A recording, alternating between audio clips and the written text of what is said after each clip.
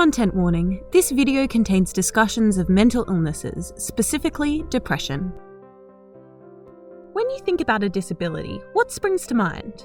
Probably someone in a wheelchair, or maybe someone who is blind or deaf.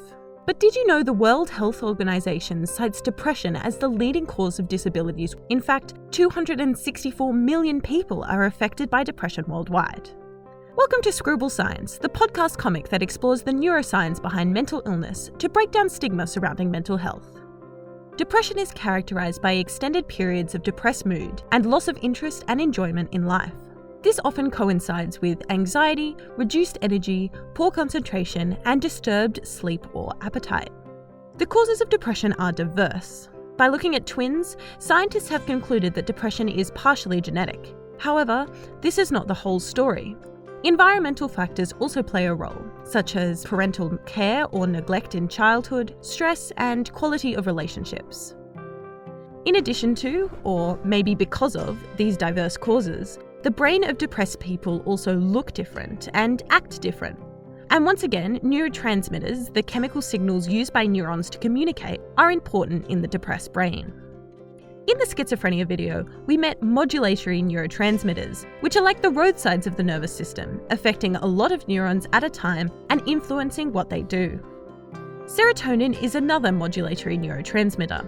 It is sometimes called the happy chemical. Releasing serotonin can lead to an improved mood. But serotonin has many roles in the body, including regulation of sleep and increased appetite. Since serotonin is a happy chemical, it is no surprise that when scientists first started realizing that depression resulted from changes in the brain, they thought that serotonin, or rather too little serotonin, could be involved. This theory is supported by the fact that antidepressants, such as Prozac, work by increasing the amount of serotonin in the brain. They do this by targeting a protein called the serotonin reuptake transporter, known as SERT to its friends. This transporter usually recollects serotonin after it's been released, kind of like a chemical garbage truck. By blocking SERT, serotonin hangs around for longer, which is thought to increase feelings of happiness. However, further research into depression has demonstrated that what's going on in the brain during depression is a lot more complicated than just too little serotonin. Firstly, it seems that the lack of serotonin is not brain-wide in depression, but is instead localized in specific areas, including the amygdala, the fear response part of the brain that we met in the anxiety video. These changes result in altered emotional regulation. In addition, other neurotransmitters might be involved, like dopamine, and specifically the areas of the brain associated with reward. Also, treatments with antidepressants that act on SERT don't work for a few weeks, despite the fact that they are able to block SERT within a few hours. This suggests that there may be other changes occurring in the brain as a result of more serotonin that have the antidepressant effect.